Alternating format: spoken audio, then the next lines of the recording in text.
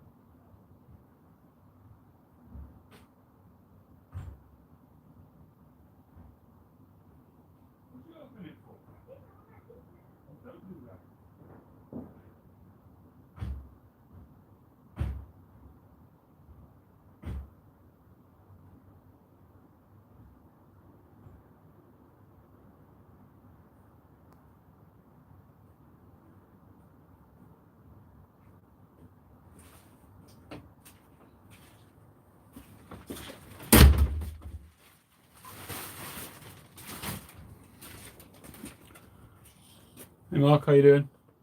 Jeff?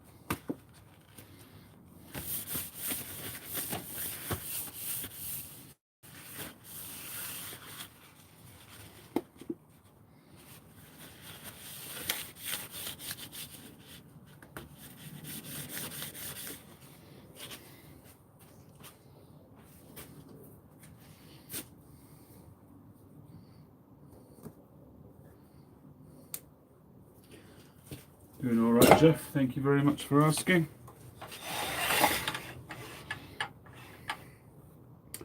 So tonight, what we have is a bet in billiard.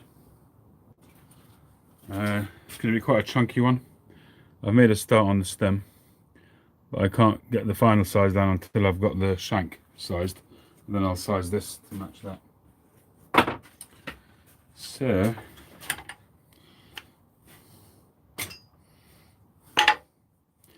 just going to cut around that in a rough shape.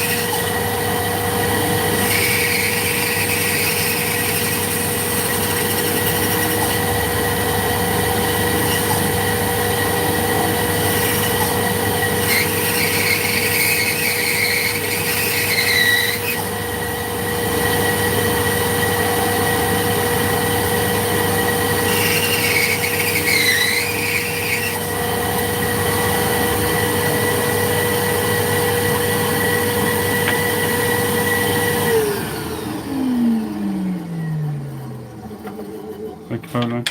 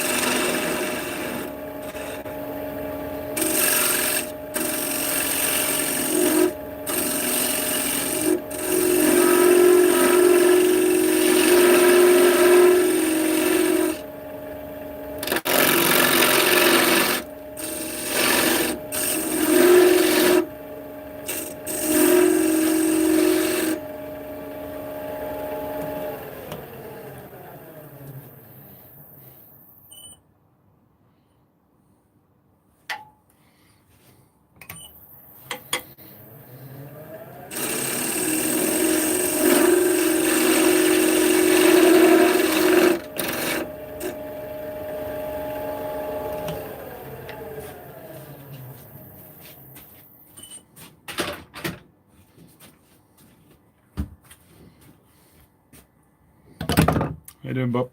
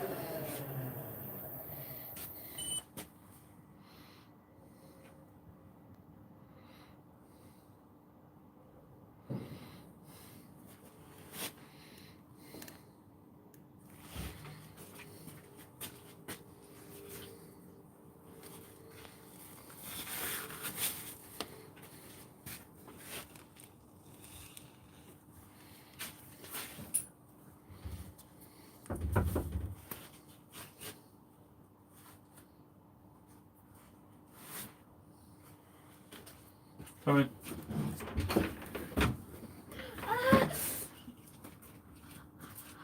No. What happened? No, it's the window.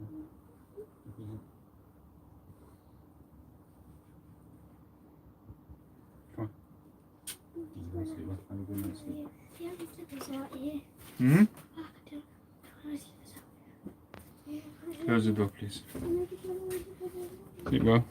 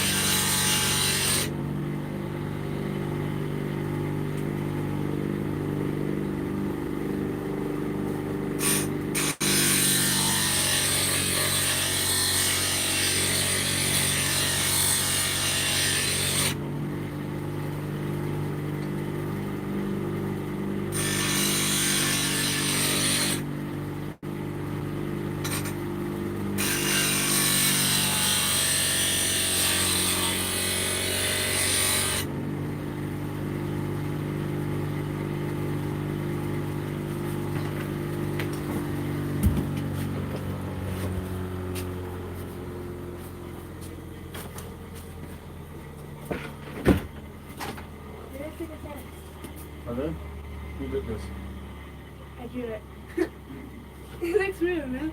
Look. Show it to Mum. Yeah.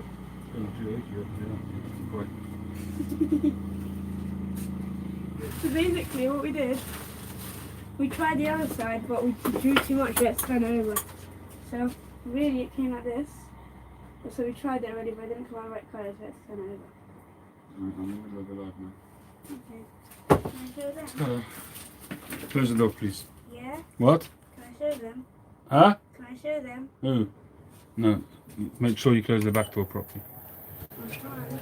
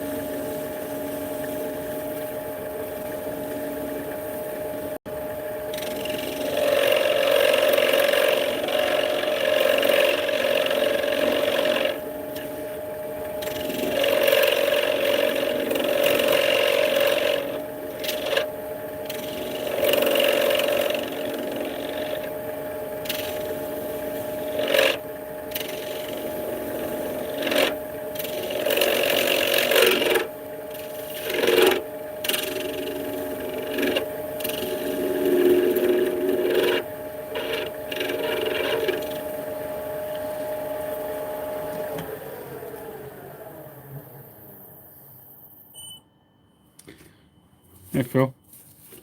It certainly does look like your kind of pipe.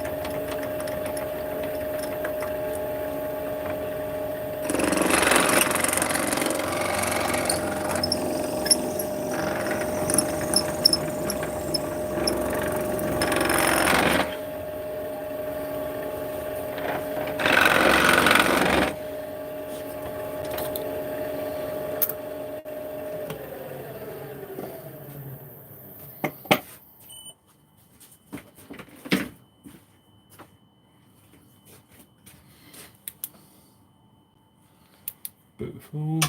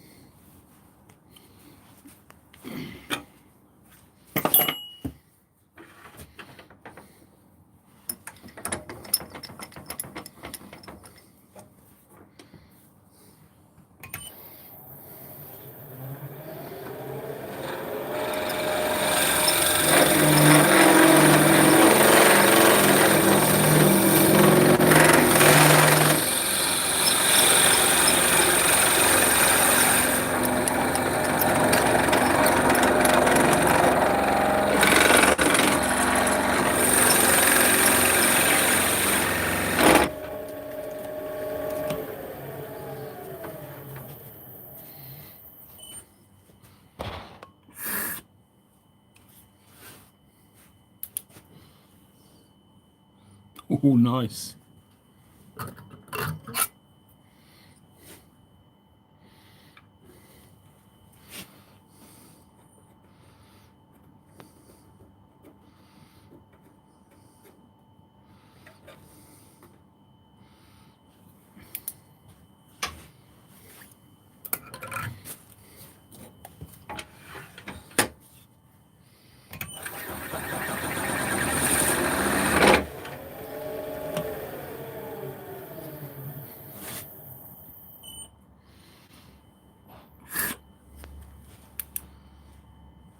Nice.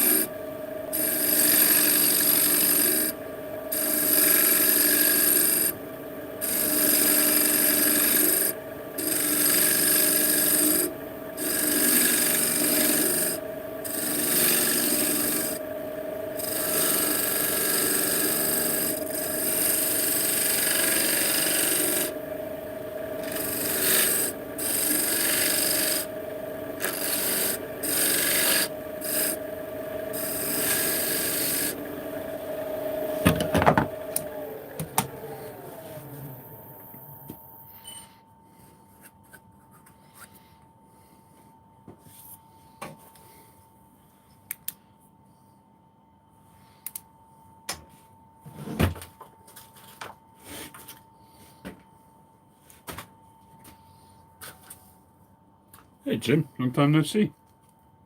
Hope you're well.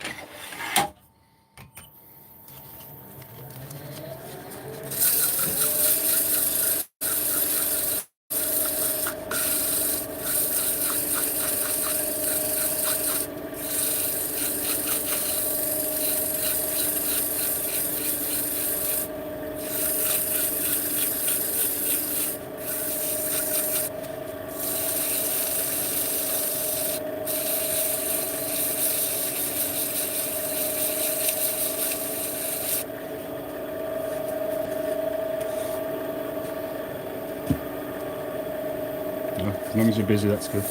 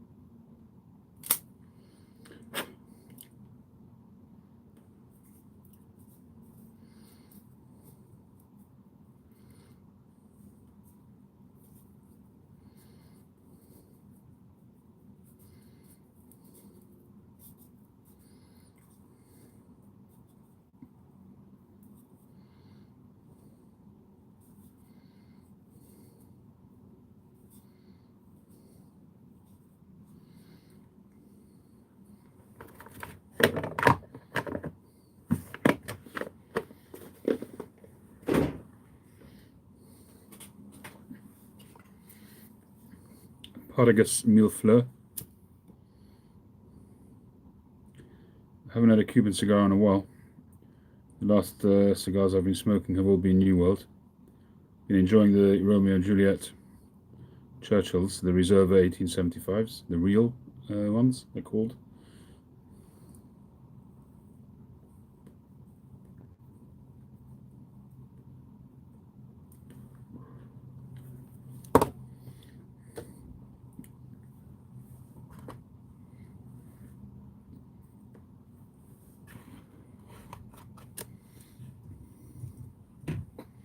How you all been?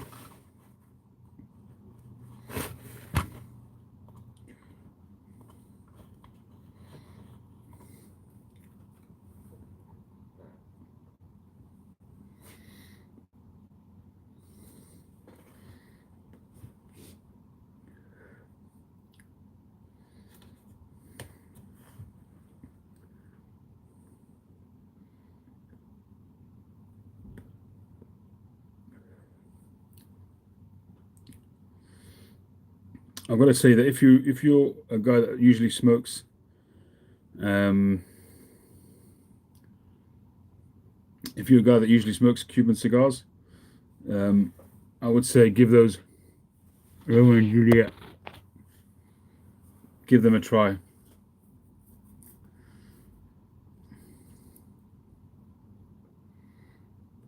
Mm-hmm.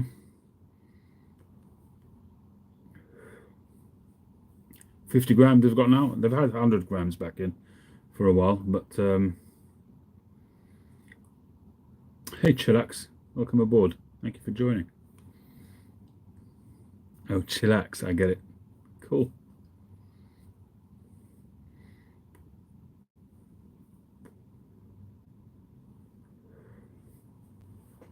So where are we? So this is a commissioned bent billiard, a stubby bent billiard.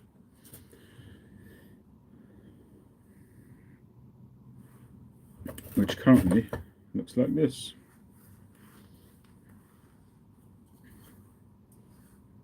Obviously a long way to go.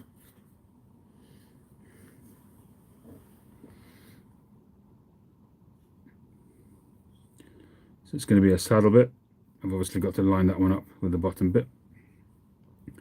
This is going to be a carved blast. Got a nice brass or copper band on it, which I think works well with the flamey stem.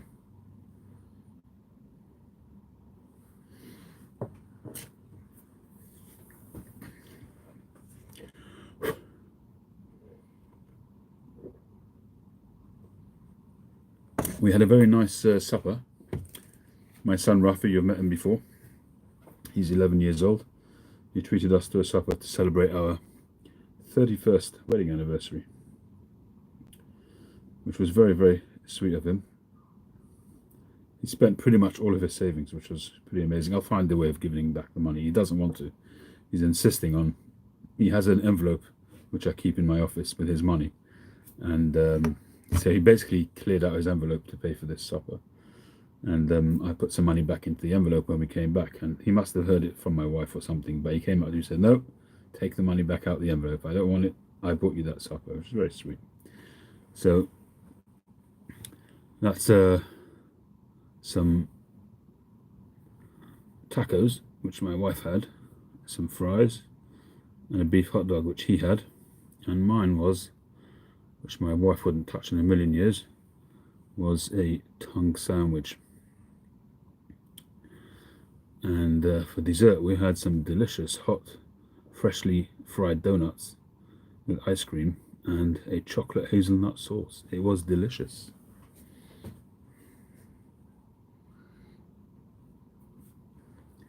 Not very healthy, but it was very nice. So that was a nice start to the evening. Thank you, Claude. Yeah, 31 years.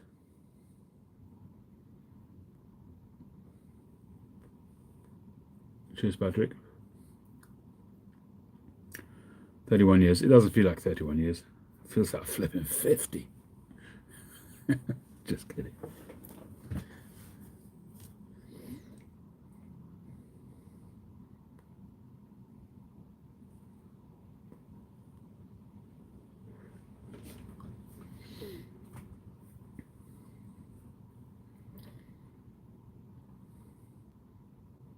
Amen to that, Patrick. 31 more, that would make me 84. Yeah, I could go with that. Thank you, Caroline.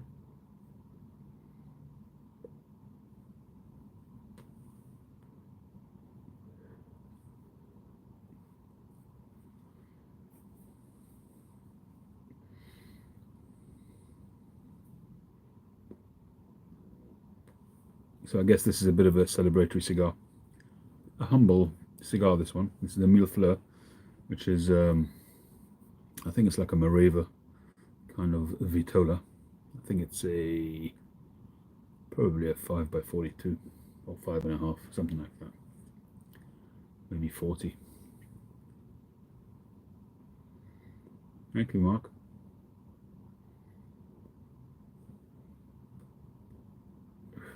Well, my other kids got jealous because my son insisted that he was only taking me and my wife out because he wanted it to be specifically for our anniversary.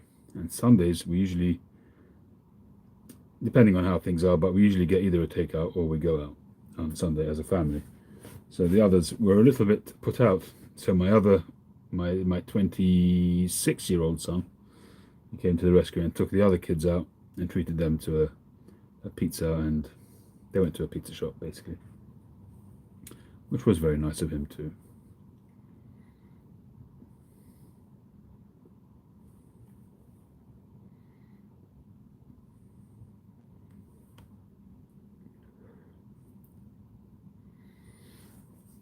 Drinking a black coffee.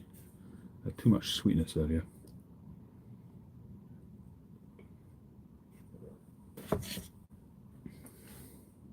And for those who know, I'm meaty, so I can't have any milky products for a while. It's part of dietary restrictions.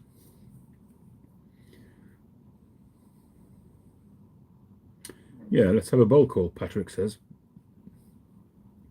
What are you guys smoking?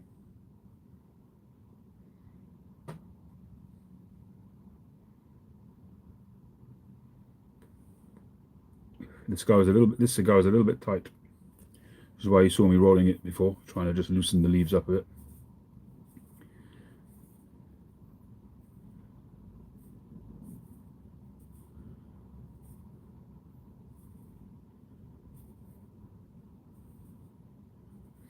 You've been on it for a bit yourself. What's that, Jim?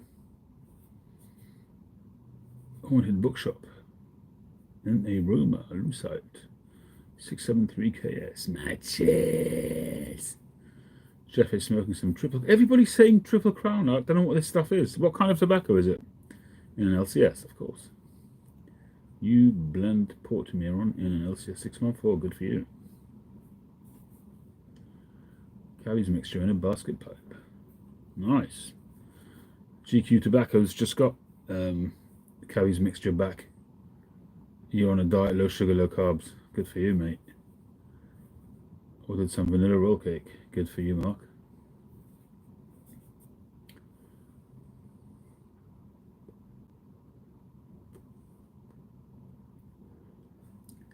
I've been enjoying the Erinmore flake. I had a bowl of that this morning. I've been mixing it, but this morning I actually had I think 2 or 3 bowls almost back to back this morning. My foot kind of swelled up a little bit this morning. It's not too bad now, so I kind of stayed indoors, and so I ended up doing some photography processing. Got through quite a lot of work, which was good. I managed to process a whole wedding, which usually takes me a few days because I just can't sit for hour after hour after hour processing. But I just got on with it, and I did a whole wedding in one sitting pretty much.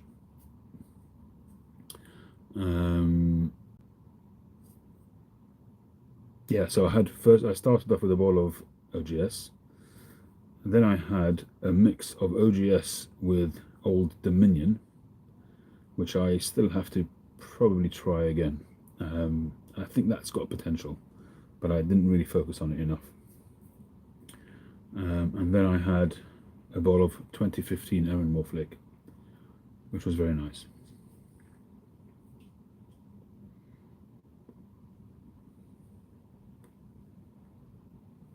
No worries, Jeff.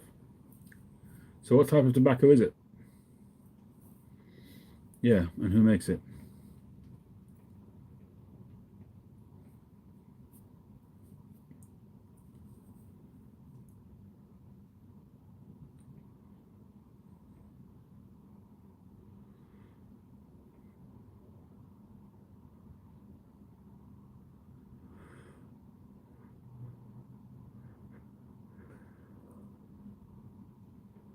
Modern tobacconists in Roanoke, Virginia. Oh, it's an English blend, right? Okay.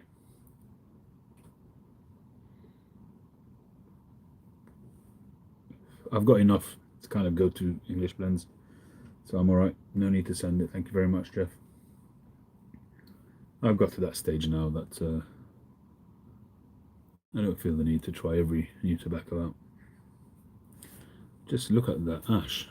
Beautiful, stacking, lovely. Grey ash, almost white. That is nice. That's a handsome looking cigar. Time to take a picture, I think.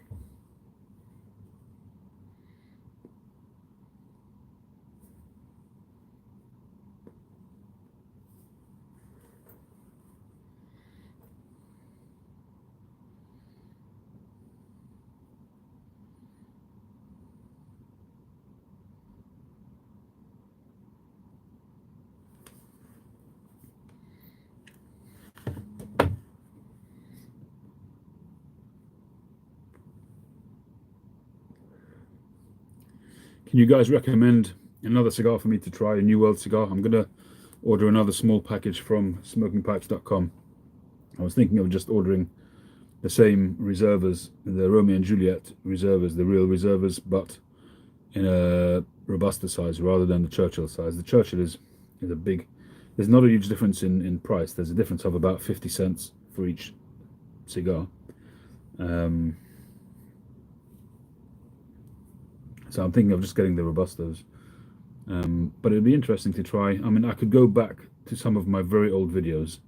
There was a period where I was smoking cigars almost 2 or 3 a day for about a year when I was struggling with my tongue bite before I discovered 9mm filters.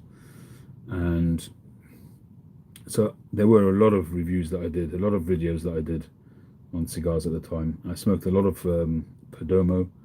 I smoked, what's his name? La Gloria Cubana Serie N for November. Not the Cubans, but the New World ones. I enjoyed those. I enjoyed a lot of the dark, sort of chocolatey, fruity kind of, quite a few of the Maduros. Although nowadays I tend to prefer Connecticut, but the Maduros do have a little bit more flavor, but they can sometimes be more peppery as well. Series R I might have tried. I think I have tried it. I think it was a more, the particular one that I had, I think was had a wider girth. I think it was like a 54 ring gauge. I might even still have it. I've got a separate tupper upstairs which has got my New World cigars in it. And that used to be chock-a-block. I don't know if you guys remember, but it's quite a decent sized box, and it was literally full to the top. Now there's literally one layer at the bottom. I've just smoked through them and haven't replaced them because I've been smoking Cubans pretty much exclusively. The Liga Privada, yeah. So the number 9 is the one that I've had, and after having that, I just moved over to the Undercrowns because they were cheaper and just as good, or supposedly just as good. And the Liga Privada number 9 that I had, I wasn't that, blown away by. I was happier with the. And actually, out of the Undercrowns, I prefer the Sun-Grown, but I haven't had any of them for a long time. The La Bijou I've had, as well. I've had a few of the My Father ones. Le Bijou, I think, was the cigar of the year a few years ago. Cigar Aficionado, if I'm not mistaken. But I haven't had the T52. I don't think I've tried the T52. So maybe I'll get a selection of single cigars rather than getting a pack of one brand and try a few of them out. Because that's really what my future is at the moment in terms of cigars. Can't afford the Cubans anymore.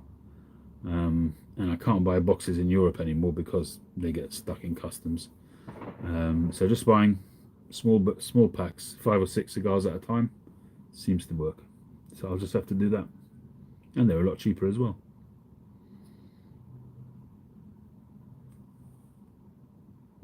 I used to have a guy in the States that I used to buy cigars from by the box. He used to ship them over as candles. He was a candle supplier officially. I haven't had the Blackbird cigars, I don't think. And he used to ship them, and really good value for money. I got back in touch with him the other day to see, how he's getting on, and maybe I could re-establish a regular line. But he wanted $70 for shipping for one box. I said to him I'd love to, but it just doesn't make any sense. I asked him how much would it cost without the box. He said it would be $10 less. $60 still is a lot of money. Smoking Pipes are sending 6-7 cigars for $3. So I might as well just do that 4 times, and I'll have a box worth.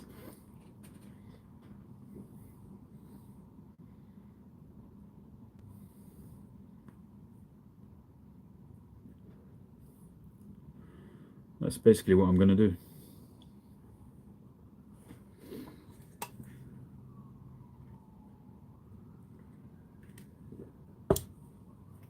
I think my days of being able to get boxes of Cuban cigars are pretty much over. Maybe the odd one or two when somebody goes abroad, maybe, but as a regular thing. That's I don't know. I don't understand Habanos. I really don't. With the price hike that they've done recently.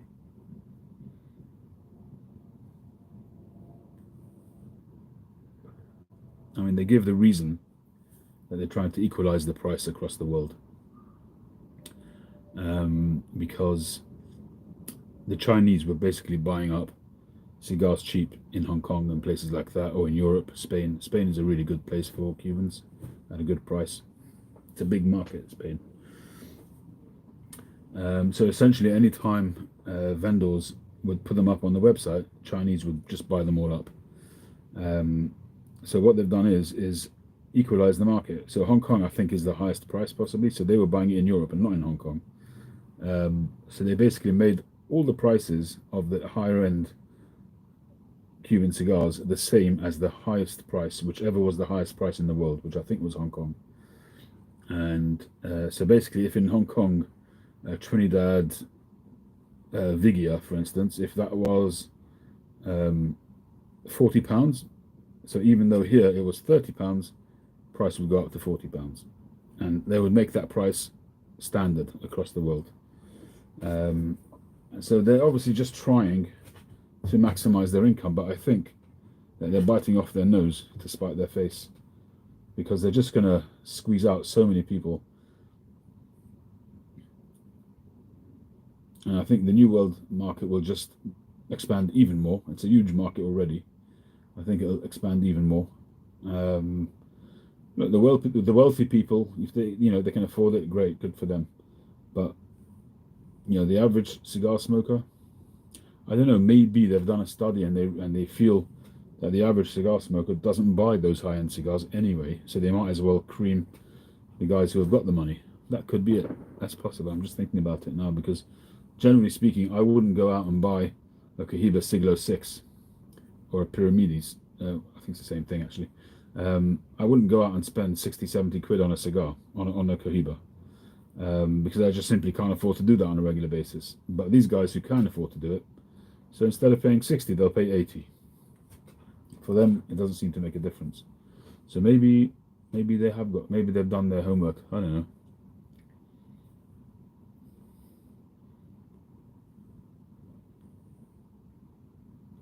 Yeah, I could probably try some of the samplers. I don't imagine, Claude, that samplers on Amazon are going to be any good. I wouldn't buy cigars from Amazon. Got no idea who you're buying from. You've got no idea if they know how to look after the cigars at all. Unless it's a recognized seller. Hey, Dorian. Long time no see.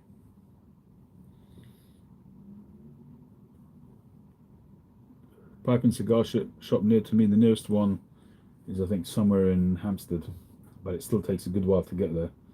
So for me, my regular place would be to go straight to St James's. So there's plenty there. Macanudo Hyde Park. What kind of cigar is that? Is that a Connecticut, Maduro, or even darker? What is it? Macanudos seem to me to be a bit more middle of the road, I think. They're quite a respected brand, aren't they? A big brand.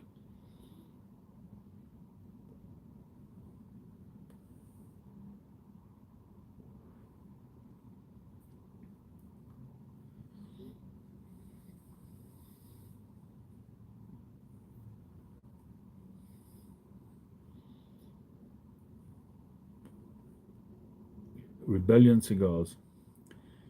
Yeah, but what's the story with the with customs with Rebellion cigars? The Aroma de Cuba. Ooh, the Mi Amor. I used to love those. I should really write these down, I used to smoke the Aroma de Cuba Mi Amor, which is my love. And I used to really, really like those cigars. I'm maybe going to try those again as well. Perdomo, I think it was the 20th anniversary. I used to smoke that quite a bit. Alright, what have we said so far? We've said... What have we said? The T52s by Andalusian Bull. No, thank you. I have smoked that. I mean, it was okay, but It's a big cigar, it takes too long.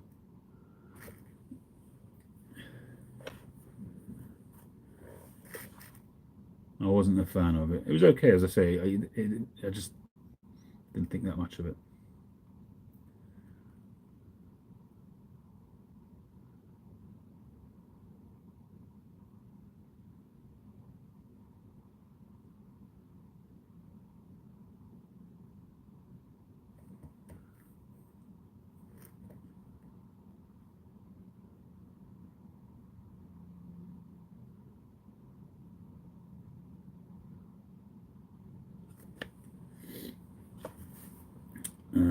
My father, le bijou.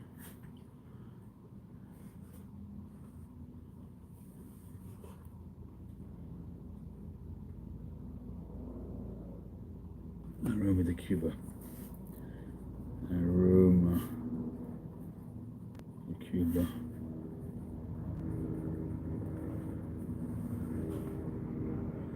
No, I'm talking about non-Cubans, specifically non-Cubans. I'm looking for, I don't like peppery cigars, so I'm looking for something which is in the Cuban kind of flavor profile. It doesn't have to be taste like Cuban. I'm not expecting it to, but the Romeo and Juliets that I've had recently, the non-Cuban ones, were really very nice. But I'm looking to explore again, which I have to go back on my channel as well. Karen Burger.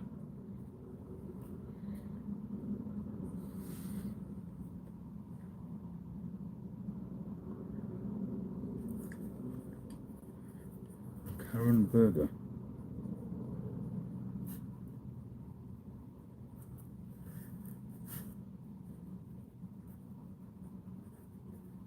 Karen Burger. What is there a model, a particular name for it, or is it just, do they just do one flavor? Karen or Kenneth?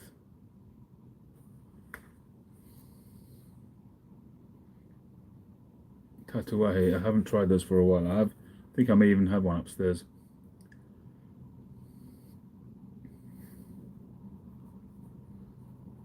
Habana. Maduro, Connecticut, Habana. Okay. Maybe I'll try one of each, see. So I'm not looking for, like, for instance, the Rocky Patels. I once at one stage bought quite a lot of those, and I gave them all away. They were just too. Whenever I did a giveaway in the early days, I did a lot of giveaways. I would always give away a handful of those. They're just too peppery for me, too like chili heat. I just don't enjoy that. I like a good, smooth, balanced sweetness, a bit of coffee, maybe a bit of cocoa, a bit of hay, a bit of tang, a bit of richness. Just the good old EP Carrillos. The ones that I've had, I've not been a fan of. I've got the last year's, or is it 2 years ago, cigar of the year, but I don't think I've had the Pledge. I'm not sure. EP Carrillo. Have you smoked the Pledge, Dorian? Are you speaking from experience on that?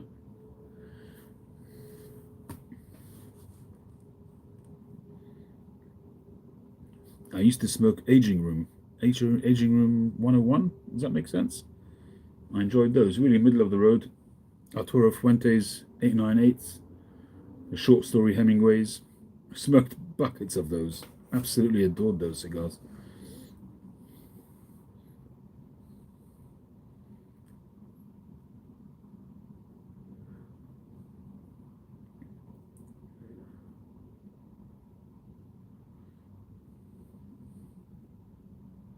If I remember correctly, the Room 101s I didn't like only for one reason, was I found them to be very, they would fall apart. They were really soft and spongy, and once you started to get halfway down, it was, the head was starting to unravel and stuff like that.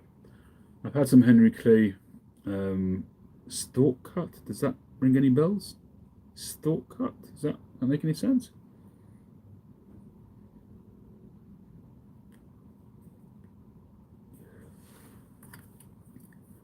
I look up the Room 101s again.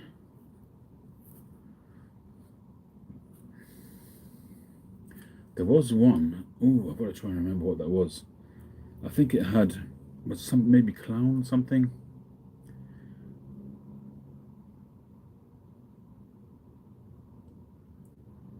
Yeah, ratings really means nothing to me, Dorian. If you haven't tried it yourself, then it's not much of a recommendation, to be honest. I want to know what the flavors are like. Your high end might be my low end, and my low end might be your high end. It's really about the flavors. It may be a high end cigar, it may be a premium cigar, but it may just not match my palate. So that's why I asked you if you've had it, because I want to know what the flavors are like.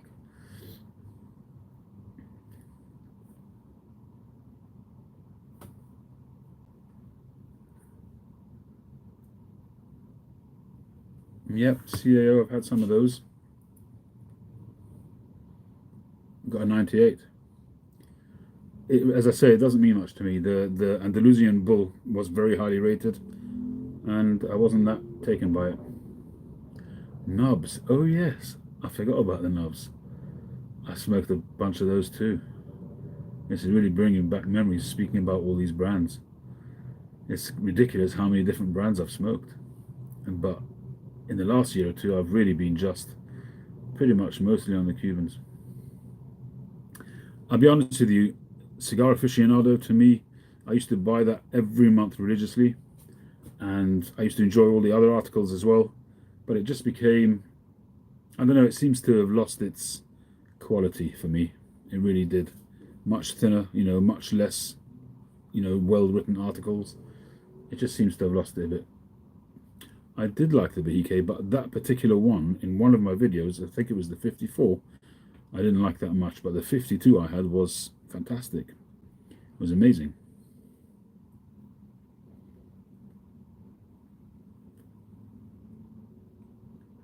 Sometimes you get one which you just don't enjoy. Or it could be you're not in the right frame of mind when you're smoking it, and it just is not a great cigar.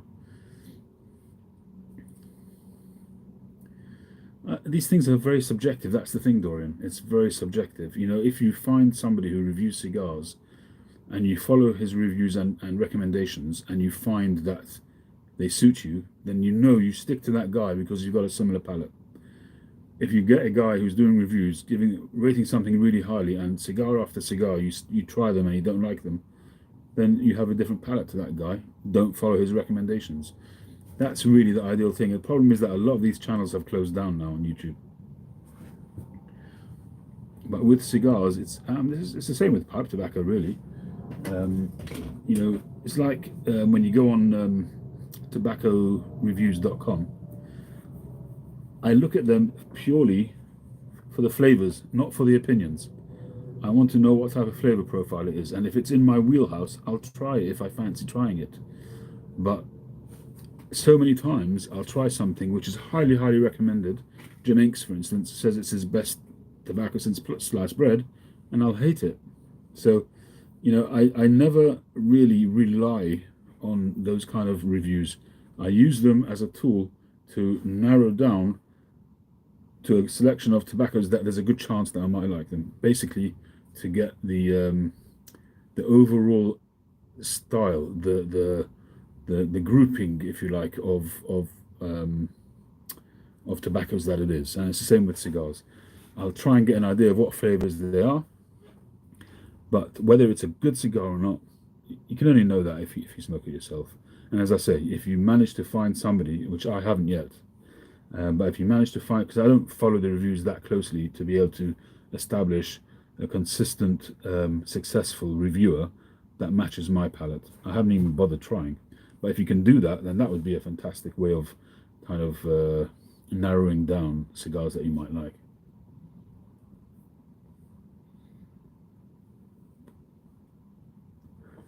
Hand rolled. I may well have seen it, but I will check it out. Hand rolled.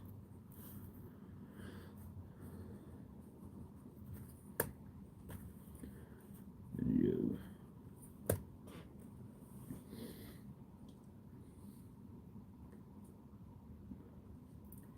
Eddie Sakin, what a lovely fellow. Really, really nice guy. But he's not going to say a bad thing about anybody. He's too nice.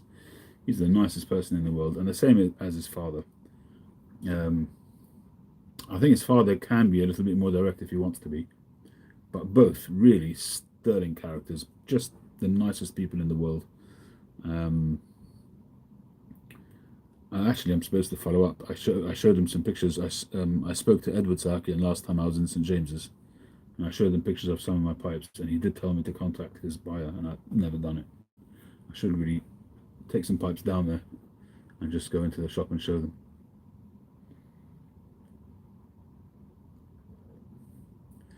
They don't give out samples, Claude. You have to buy them. Nobody does samples. Davidoff cigars, some of them, I mean, again, it's a personal thing. It's a personal taste. I do like the Leitao. The Leitao is an amazing cigar. It's as close to Cuban as you can get from a New World cigar that I've had so far. If I could afford them, I would buy them by the shed load. A fantastic cigar. If I can get a box of Robustos Leitao, I'd love to. Can't afford it. They're more than Cubans.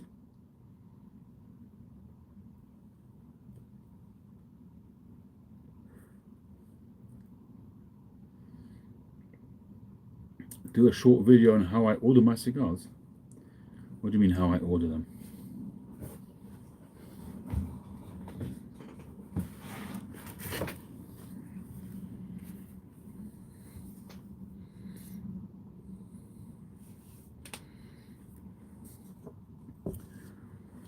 I don't know if they still have it, but they for a while they ran a cigar lounge in the Bulgari Hotel. And there was a time when I was looking for a difficult. I'm not going to do a video about that. I've spoken about it enough times, but to do a specific video, basically put myself. I might as well say, hey governor, put me handcuffs on. I'm not going to do that, am I? So I was looking for the H. Upmann. I had smoked this cigar, and it was just the most amazing smoke. I was on vacation at the time, and it was the same time that I tried the Undercrown and the Liga Privada number 9. Very early on.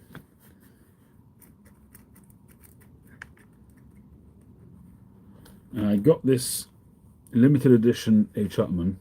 It was the Magnum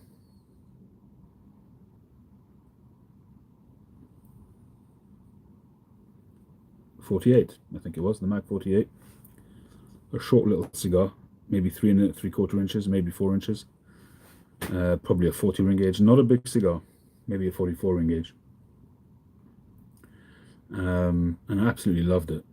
But this was, I must have tried this maybe 4 or 5 years ago. So you're talking about maybe 2018, something like that, 2017.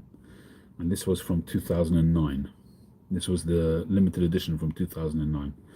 So obviously they were scarce and costly. I managed to track down a couple, but I spoke to Eddie Sahakian at the time, and he told me to go to the Bulgari Lounge. No, it was actually Edward that told me this, to go to the Bulgari Lounge, and they had a guy, a Somalia, who was running the lounge. His name is something Choi. He runs his own business now, cigar business, but he used to work for them. Can't remember his first name. An Asian fellow, very nice guy. Anyway, I went there, and lo and behold, they had a whole bunch of pretty rare cigars, and he had those Magnum 48s.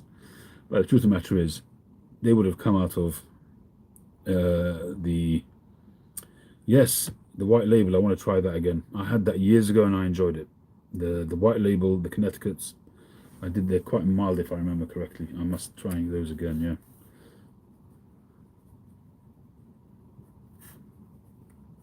There'll definitely be a video on the white label on my channel.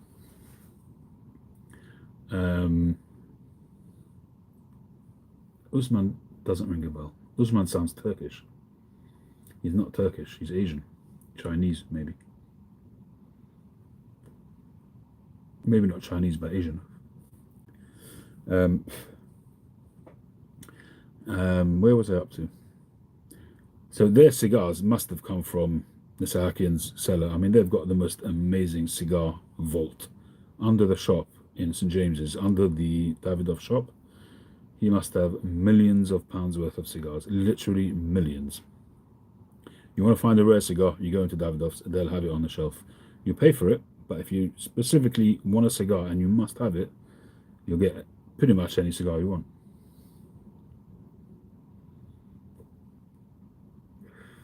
Very sad about Nat Sherman. I wonder if the shop still looks the way it did. It's such a iconic store in was it in Manhattan? Or New York, Manhattan? Was it Manhattan? But the shop front, I wonder if that's still the same. Does anybody know? Is it still a cigar shop? Is it still a... They were also famous for cigarettes. They did a lot of their own bespoke cigarettes.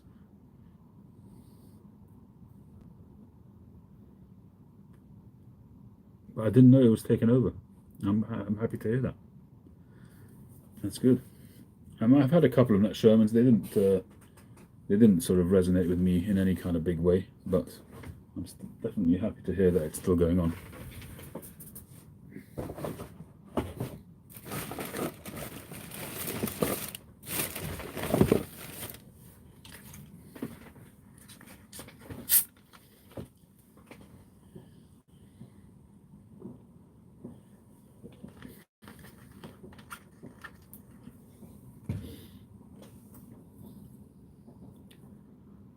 It's still there. That's good.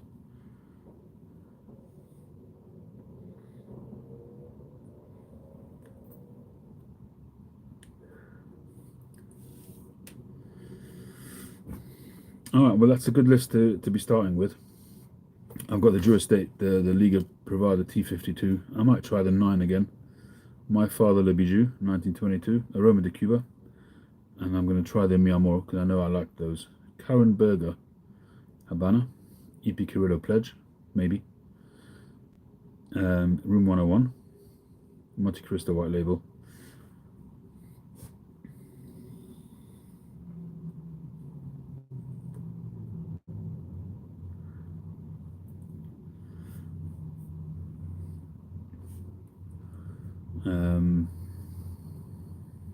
Arturo Fuentes, those are good as well.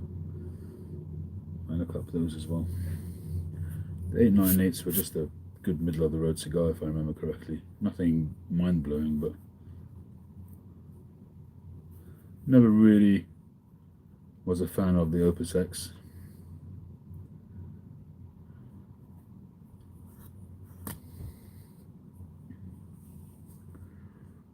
Usman. Okay.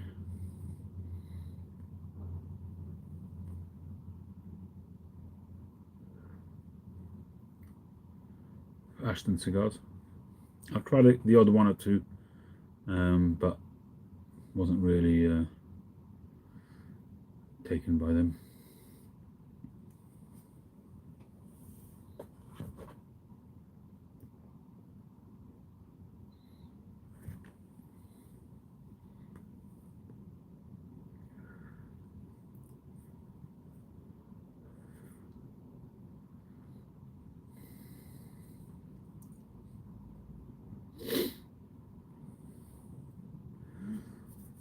Alright, I think we can get to shaping now.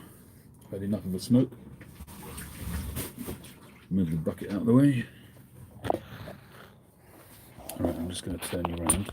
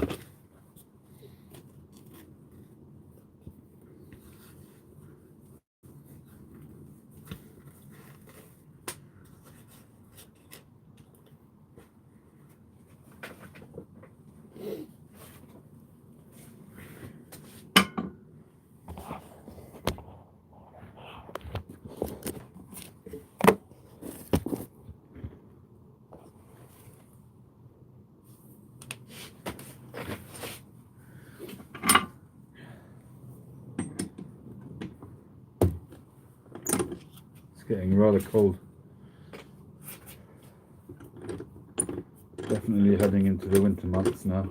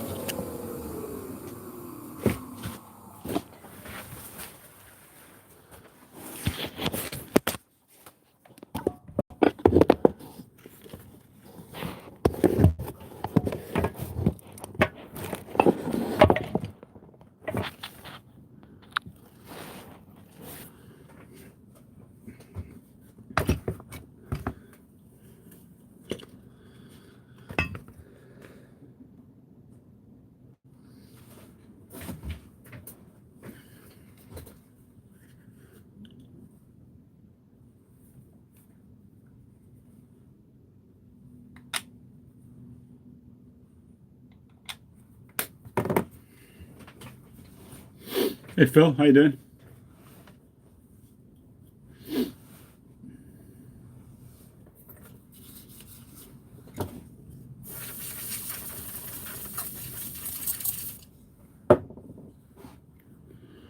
So that's a roughly shaped stubby bent billiard. Got to do some work on the stem, obviously. I don't need to go to town on the ball because that's going to be carved blasted. But obviously, you want to make sure that the shape is right. Half day today, good for you.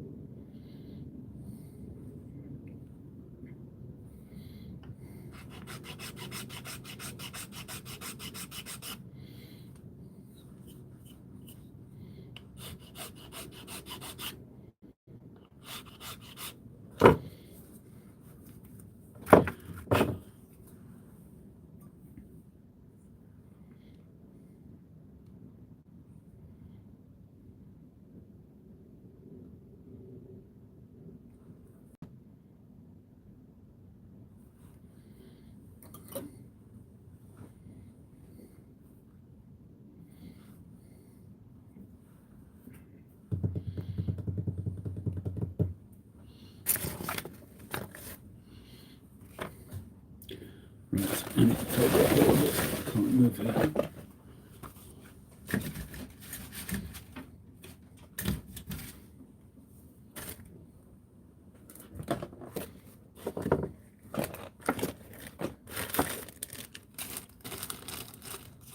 In case you haven't seen the video, this is the other pipe that I just finished this morning.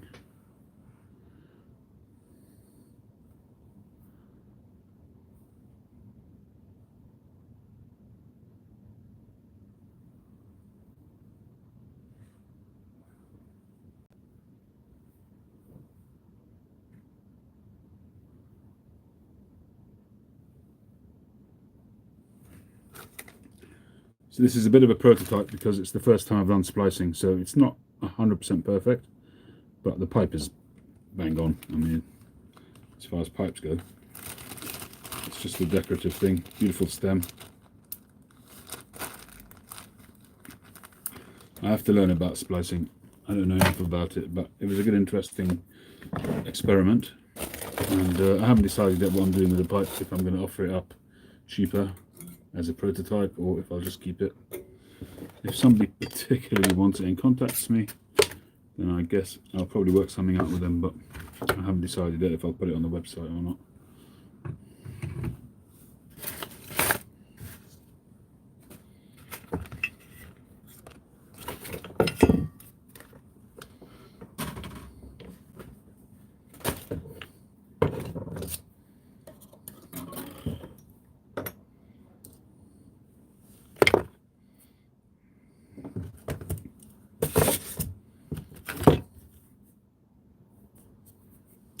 Yeah, it's the first time I've done it, but it's you can see the glue line. It's hard, it's all gone off and cured and everything, but you can just see the glue line. So obviously when you drill it and you have, obviously I'm going through the shank adornment into the shank beneath, and because there's that little bit of glue, clearly when you're drilling it, it has to be much more perfect, almost to the extent that you don't even need glue to hold it together. I guess that's what, and there's presumably a technique for getting it more perfect. I'm guessing the need for a metal lathe. So it's not something I'm going to explore in any great detail until, I mean, for the moment anyway, but I just don't know enough about it. But it was an interesting thing to do. I'm happy I did it. I didn't originally set out to do it, but when I was shaping the pipe, I decided to get a really nice S-bend on the base, which meant going into that adornment quite heavily. So it was interesting, something to see how that goes, how that went.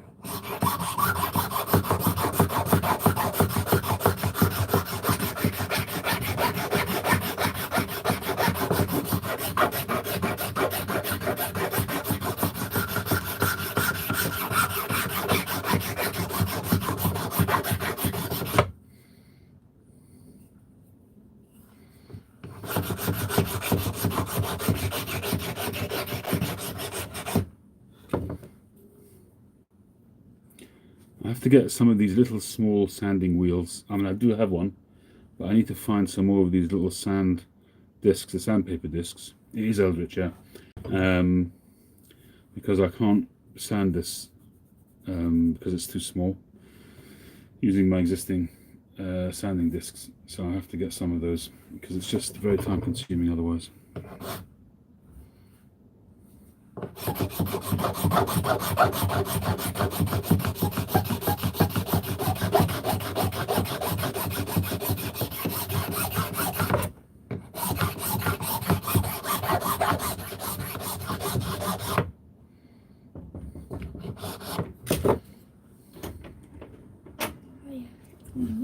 Yeah, one live at the moment.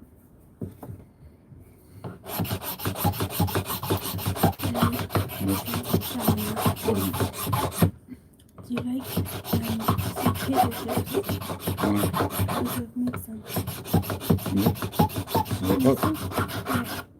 Yeah, shame for them to go cold. Right, are you having?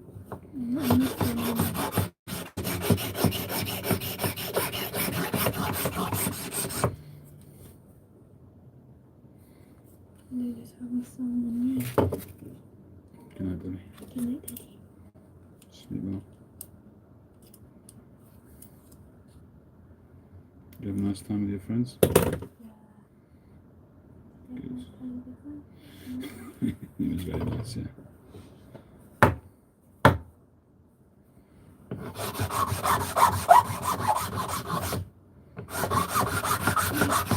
No, sleep well. See if I have I think there's only left in the window. Yeah, let her have them, it's fine.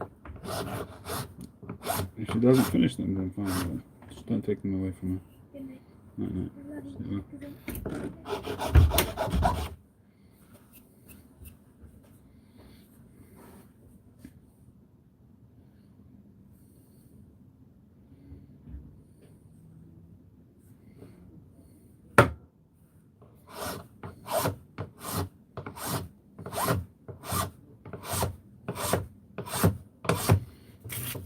What I use is actually these things, which are really handy.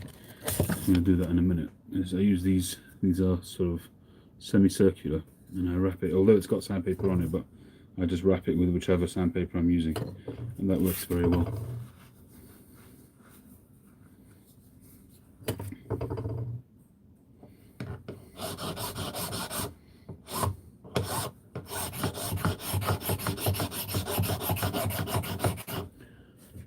Sandpaper painter's tape on back.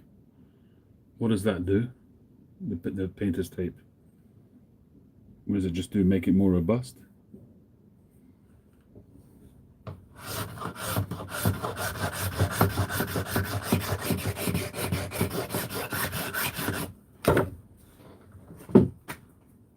You mean this kind of stuff, the paper?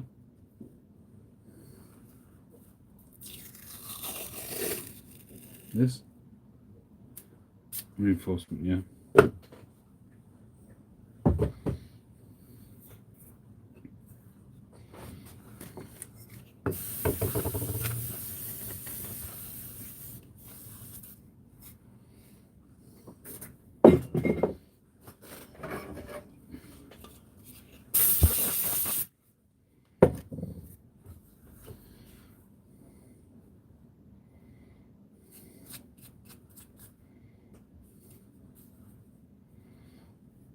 It's coming along nicely.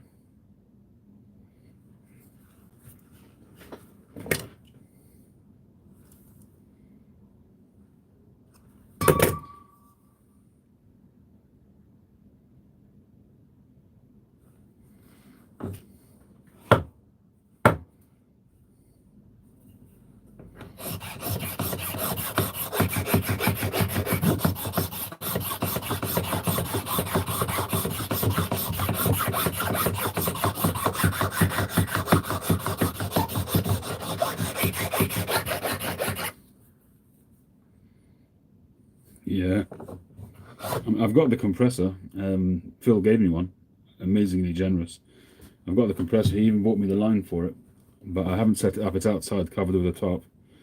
I hope that's okay in the cold. I'm not even sure if that's okay to do that.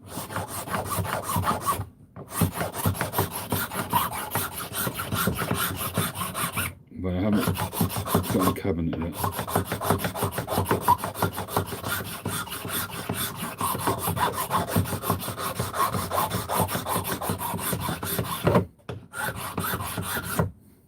I've kind of made up my mind now to set my workshop up upstairs in my office, to strip it out, put a workbench in there and do that, and then have a secondary sort of area here, and just have a small workbench here, so that if I need to make noise at night, then I can come down and work here. And I'll use the second lathe, and I've got a couple of spare motors which I can use for sanding, but I think that's the way I'm going. And it's based on cost, really, more than anything else, and effort. For me to set up a workshop out there is just huge cost and a huge effort for me to build a workshop from scratch. And whereas upstairs I've got a room which is I'm using at the moment anyway. It's my office, and I think it just makes the most sense. It's the easiest to get up and running in the shortest amount of time with the least expense. So that's probably what I'm going to be doing.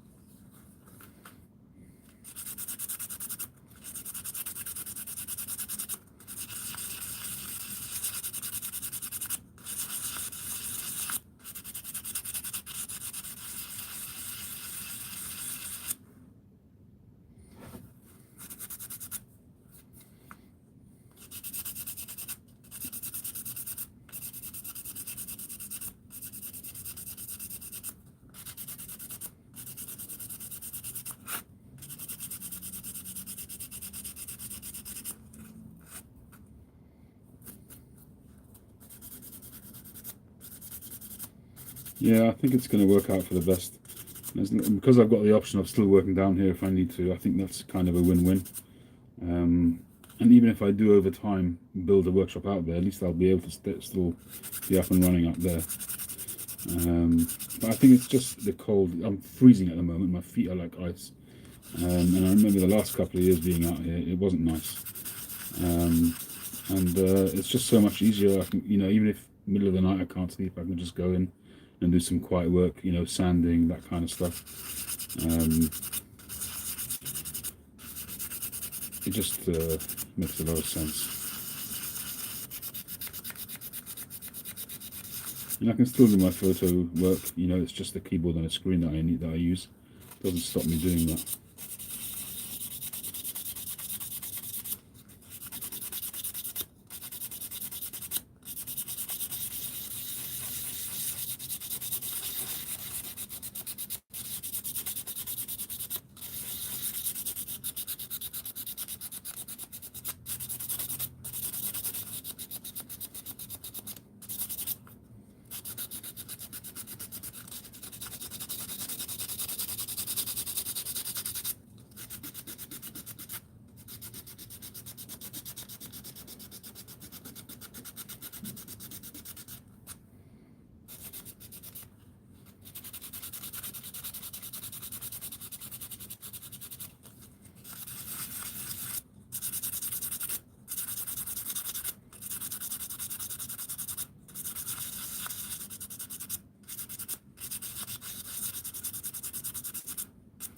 So I see you were putting on a roof on some kind of structure, Phil. Is that another workshop you built?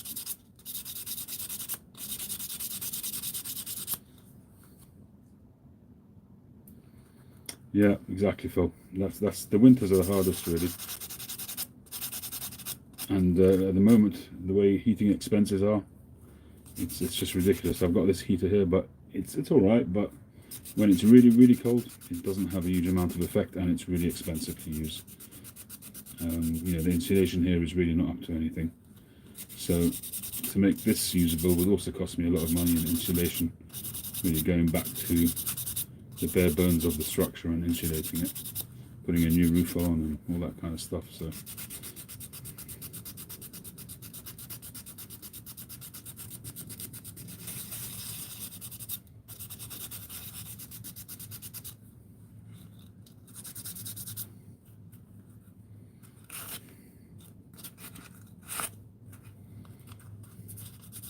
is there any reason why yours is open, Phil? Why you haven't got any doors on it or anything?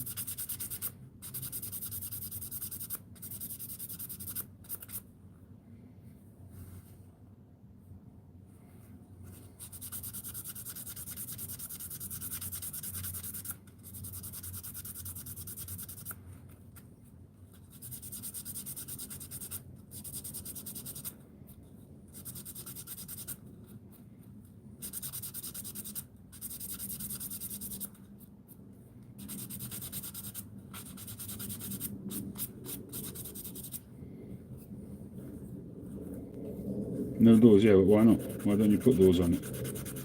Would that not make your life easier?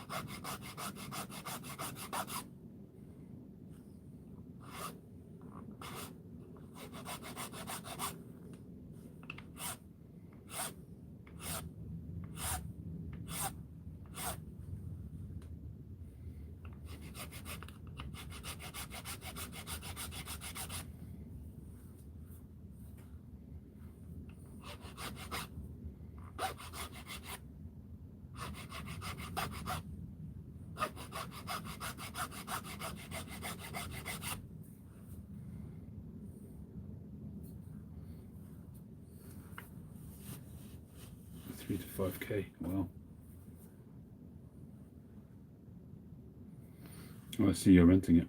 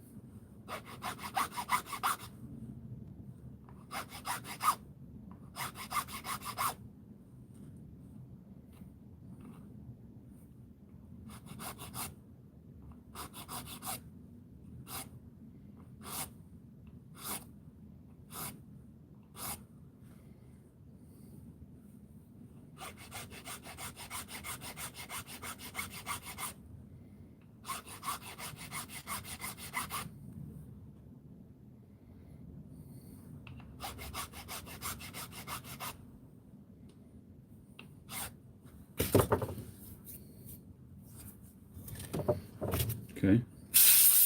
Oh yeah. Nice one, Phil. Thank you.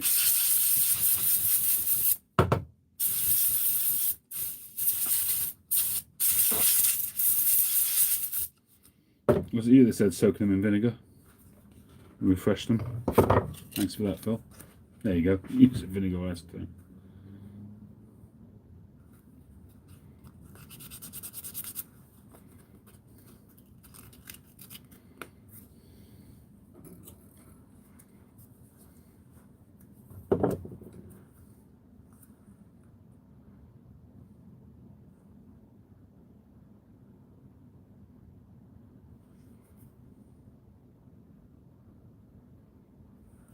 I'm getting very close to hitting that 10. Gotta be careful.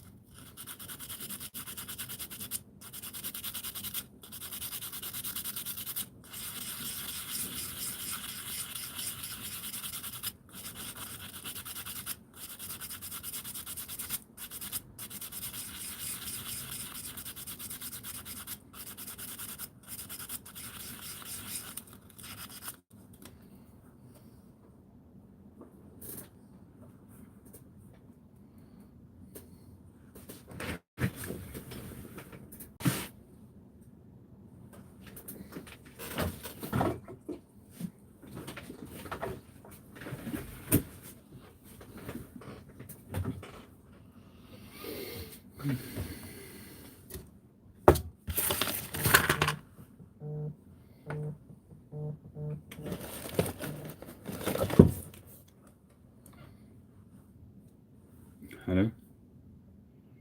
Yeah. Live.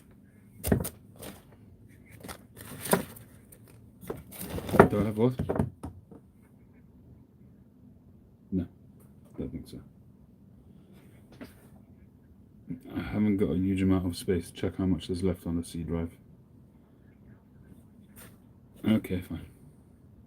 Alright, bye.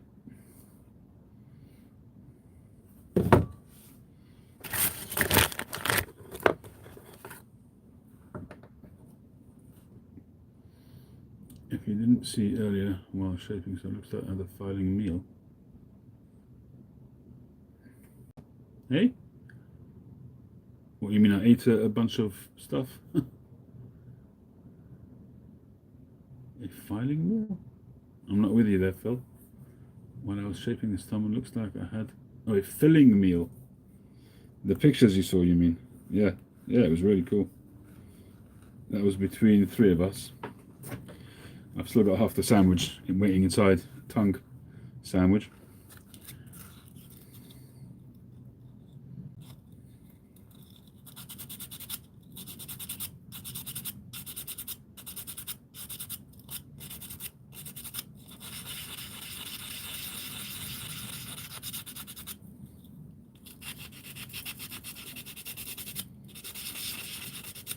Yeah, my son roughly treated us,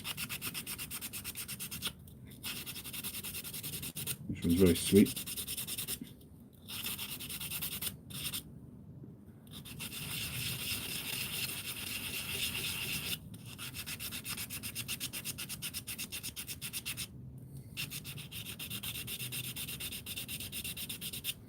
Yeah, the only thing is I wasn't that impressed with was number one. And I've had tongue before where it's cut thinly and it's served hot and it melts in your mouth. The one I had tonight was cut thickly. They hadn't peeled off the peel. It wasn't that appetizing to look at, and it was a bit spongy biting into it. So it was nice, but could have been better.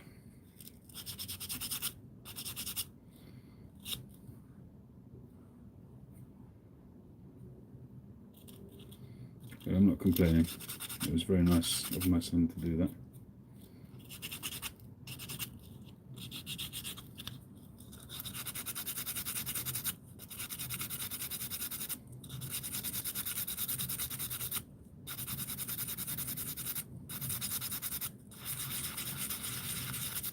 My wife won't go anywhere near tongue.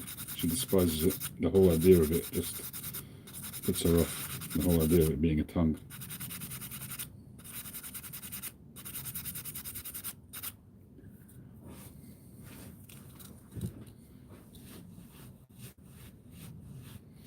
Yeah, definitely 9mm. 9mm is going to be a lot better smoking experience than the 6mm anyway.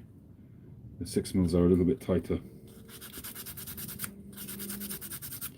So you'll find the draw is as it's supposed to be.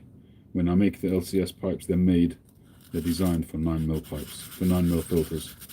They're not designed for 6mm. The drill is designed to work well with 9mm. So you're not getting the best experience, that's for sure. So definitely try the 9mm. You might need to adjust the way you pack your pipe, because now it'll be a lot looser. So you'll find your way, but definitely 9mm.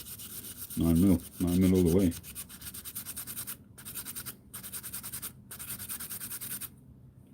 Can't compare it.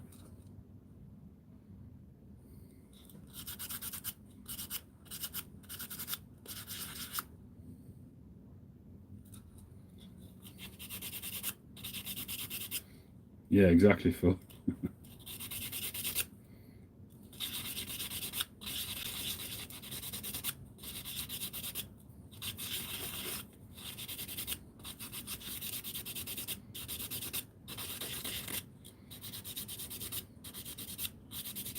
People get put off because of that. It's got a certain, it puts them off because it's a tongue, and we associate a tongue with ourselves. But you know what? We're just the lions in the Serengeti. We eat meat. It's just the way it is. Unless you're a vegetarian. And in the town, unfortunately for the cows, we're the lion.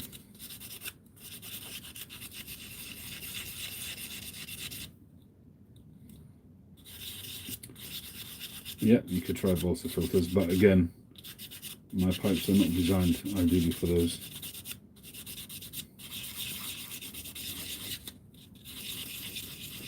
But they should be fine. Give you a nice easy draw.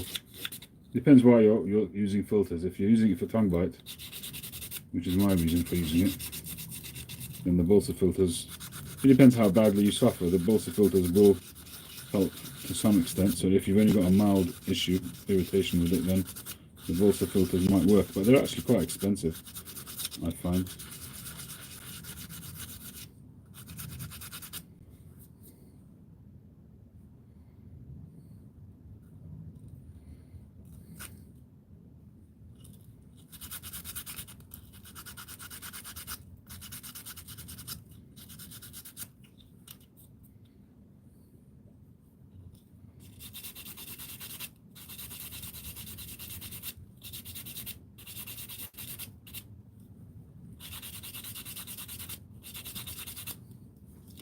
Interesting how things change, because tongue used to be literally, butchers used to throw away the tongue. It used to be considered like offal, or even less than offal. But nowadays it's a delicacy. Expensive. I think in other countries they still throw it away.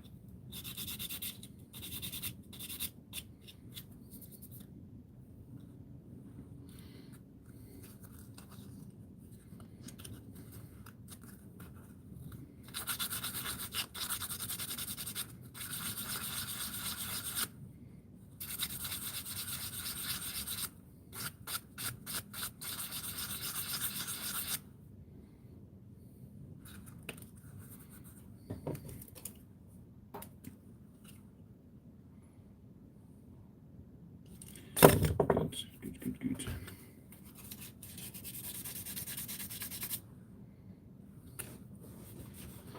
Hey, Hawkeye.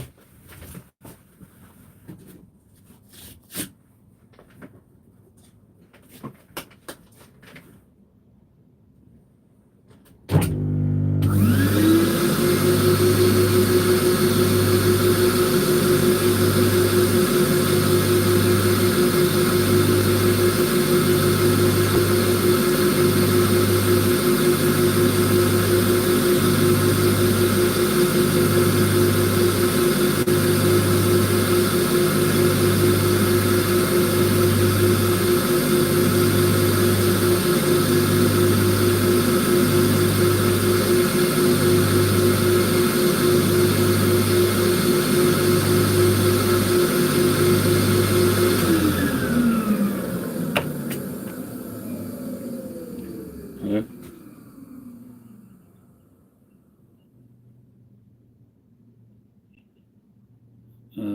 Well, you can't have it. You can't have it. I don't know, I'm busy now. Sorry, I'm working. If you leave it on the screen, I'll download it later. Alright. No. Bye.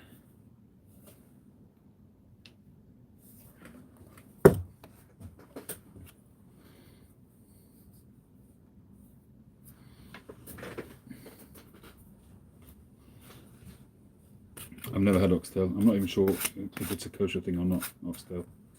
I've got no idea. I've never seen it on a kosher menu. So I think if I'm not mistaken, we don't use the whole hind part of the animal. I think.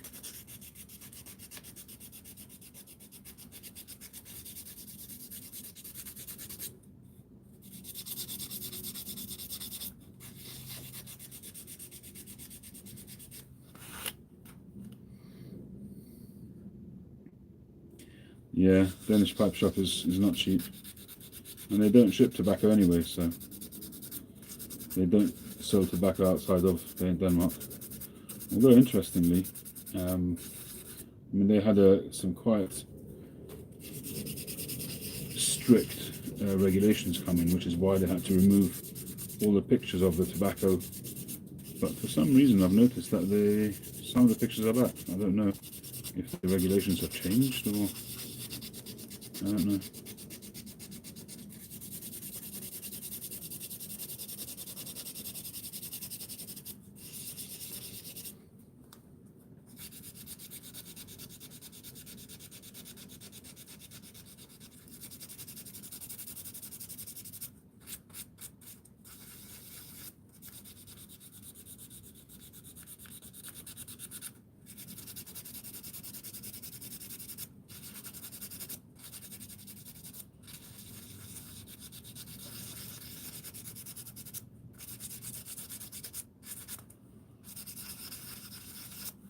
I find this takes me a lot longer to sand, this rod stock.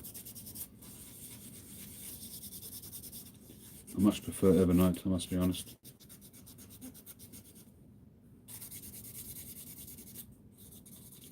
But you don't get beautiful colours like you get with these, with Ebonite.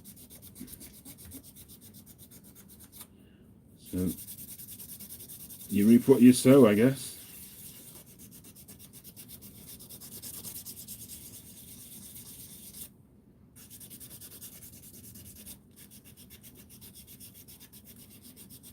What, like the racing green Orlick?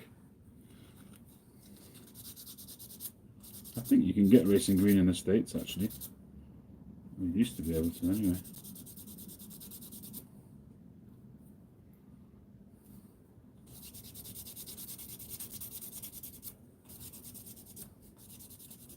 think they have a mixture as well, like an aromatic.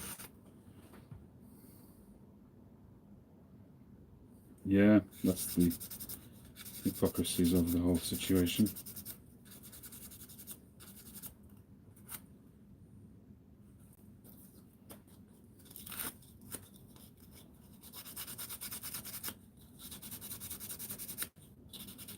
Well, you can bet your bottom dollar is that, I mean, it will progress. It will get there, that it'll be fully legal, and then they'll tax it. And then it'll be on par, I reckon. It'll be on par with cigarettes. The drug people will be out of business because it will become legal. And they'll just tax people.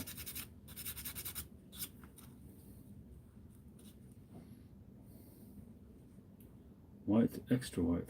Ah, 200 tins. I haven't seen those 200-gram tins for a long time. They must have just got them back in.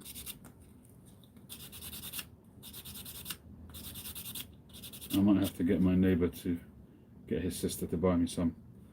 My neighbour is Danish and his sister lives not far from the Danish pipe shop. So I don't like to sort of impose, but once, like every year or two, I'll ask him to bring me some stuff. The last thing he got me was the My Own Blend Vintage Flake. But I much prefer OGS, so I don't really smoke the Vintage Flake very often. 75 euros for 200 grams. Right, yeah, that's about right. Because you here for 100 grams, you're probably paying 32 euros.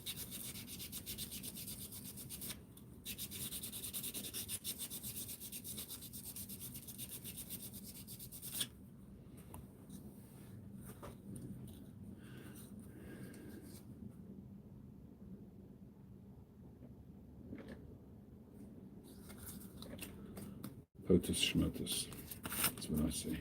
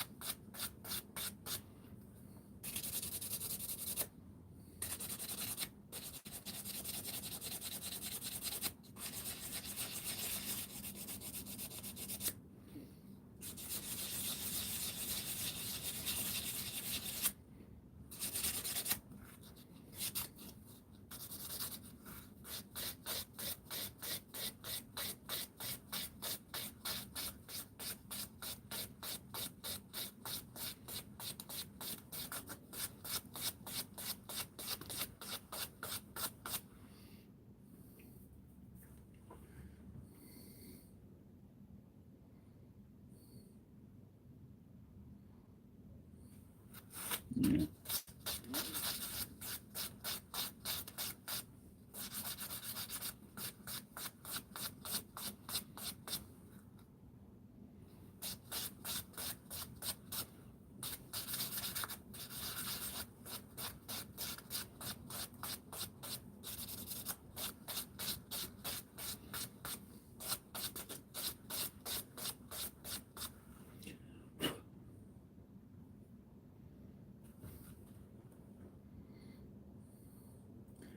No worries, Hawkeye. Have a good one.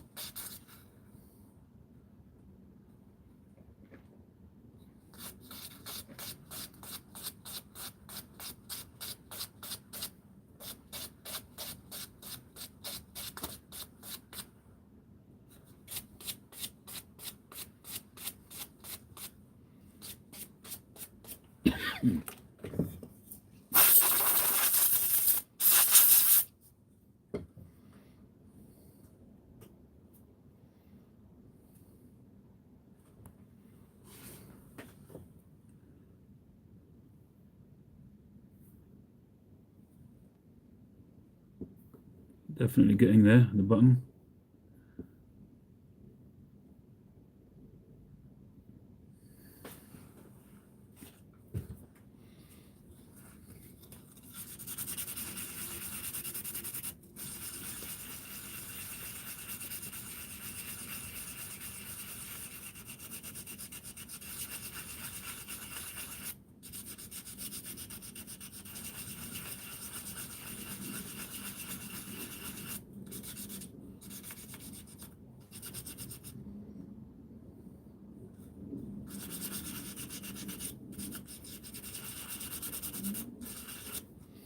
Yeah, could do that.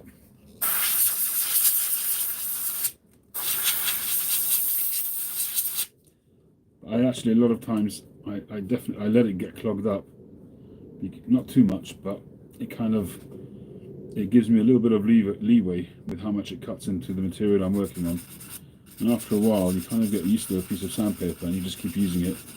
Eventually, obviously, you have to stop, but I actually like partially used sandpaper rather than new sandpaper.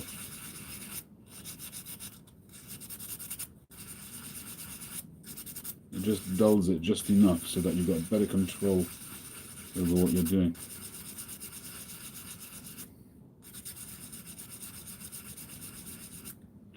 I haven't, no. I don't do P-lips. I don't like them myself, so I don't make them. It's not to say that I only make things that I like, but I've got enough on my hands with regular stonework.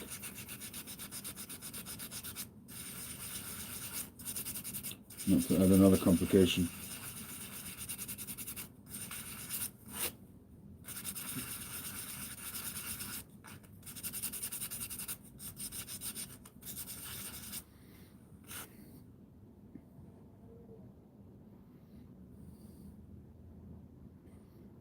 Hey Phil, didn't realise you're still on, or have you just come back?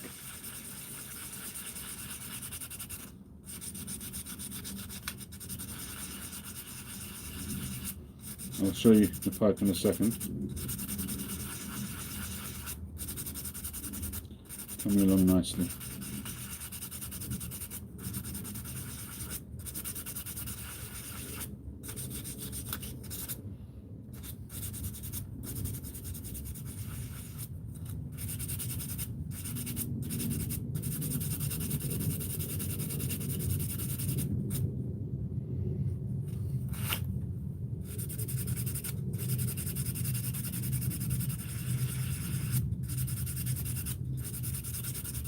What time are you getting up tomorrow, Phil?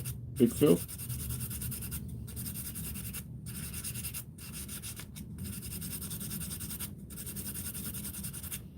Bit late for you, innit?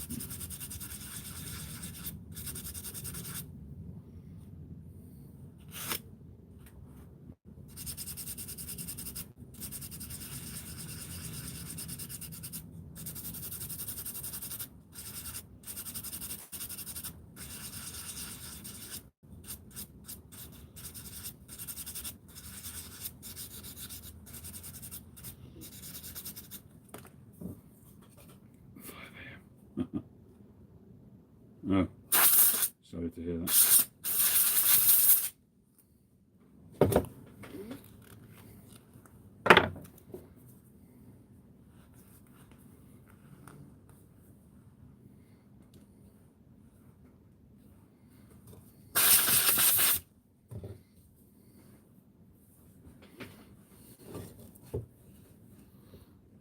This is where we are so far.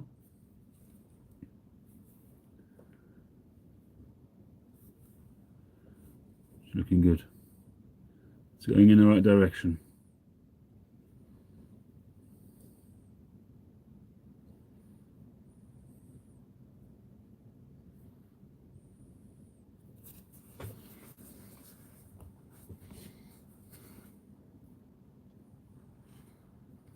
Very comfortable, that's good.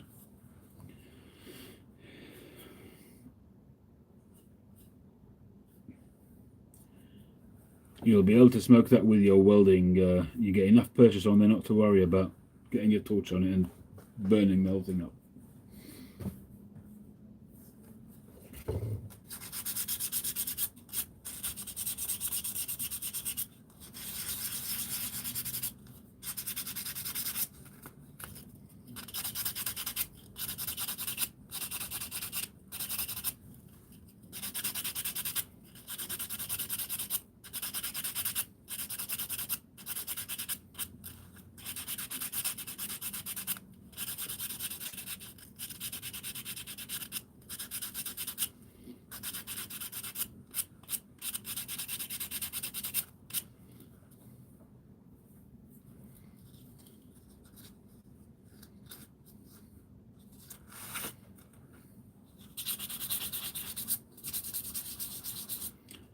slag has a slightly different meaning here, Phil, for Rivara.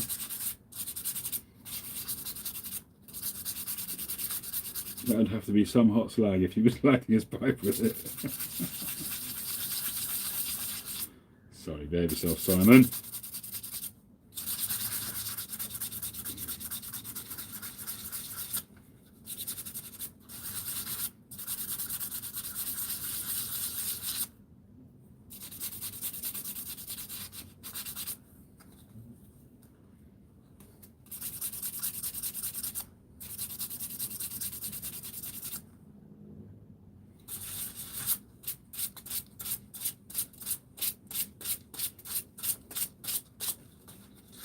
So even though this is going to be carved blasted, it's important to get a really nice shape, because then you end up with a really nice outline, even though you've got carved lines. But when you look at a carved blasted pipe, ignore the lower parts and just look at the peaks, and they should still give you a very, very clean, smooth outline. If it's all over the place, then probably it wasn't shaped very nicely to start with.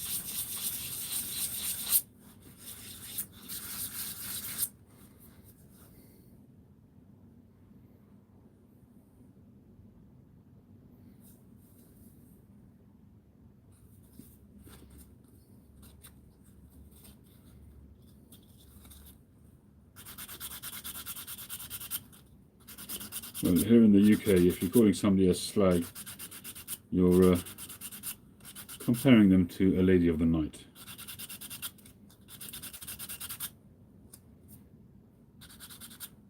So now you can track back to what I said before and laugh.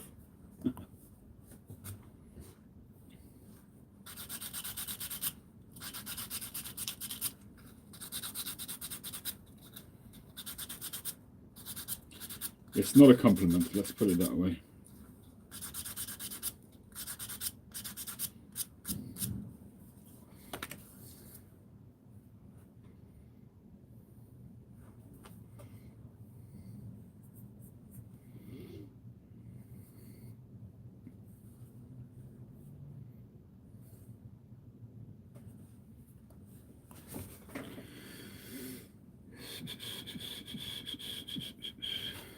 What's the time? 11:15.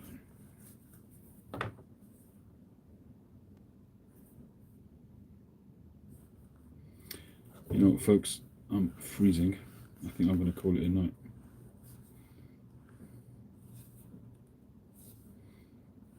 Big Phil, you happy so far?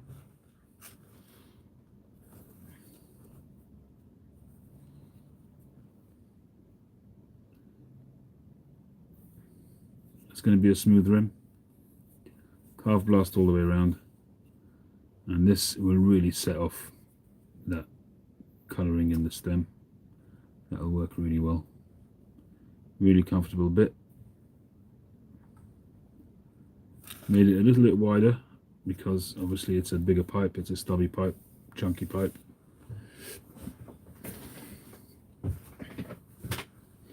Cool. All right, folks, thank you very much. Wow, 2.5 hours. I'm going to wish you all well. Thank you for joining me. I'll probably catch you tomorrow at some point. For now, have a great night. Catch you on the next one.